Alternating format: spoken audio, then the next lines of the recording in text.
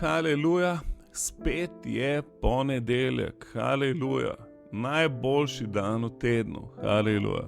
Če ne verjameš, si to reči vsak ponedeljek in bo malo boljši, haleluja. Zakaj je dober dan? Zato, ker je Bog s tabo in ima dober načrt za tvoje življenje, haleluja.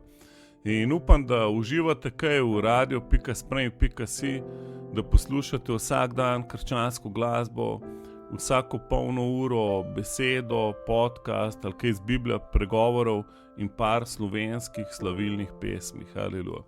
In dober je vsak dan, da si nekaj časa v Božji besedi. Hvala vsem, ki poslušate podcast. Drugače imamo citat na dan, recimo čudovita knjiga. Vsak dan imaš nek citat, molitev za tisti dan. Lahko greš na spremi.si literatura, si jo tam downloadaš. Lahko pa dobiš na kjerkoli srečanje krščanskih centrov in lahko napišeš na info@spremi.si in ti jo pošljemo po pošti. Glavnem, vse gre za to, da gradiš svoje življenje na Božji besedi. Jezus te neizmerno ljubi in noče, da živiš življenje v ignoranci do njegove besede in nisi izgrajen takrat, ko bi najbolj mogel biti.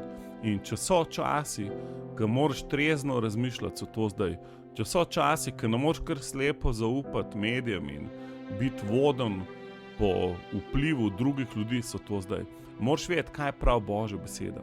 In Bog je vedno s tabo in nikoli te ne bo zapustil, ampak bolj, ko se preobražaš z njegovo besedo, bolj si popoln.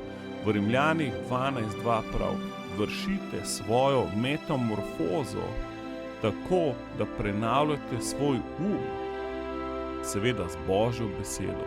In tako boste spoznavali, kaj je dobra, prijetna in popolna Božja volja. Bog hoče, da poznaš njegovo popolno voljo.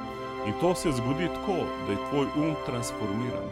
In nikakor se to ne zgodi avtomatično, ampak moraš iti v Božjo besedo. Danes, haleluja, Gospod, odpri naš za tvojo besedo.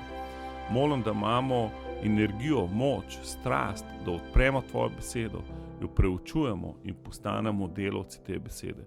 Naj tvoja beseda, ki smo jo že slišali, izobilno deluje v nas. Amen.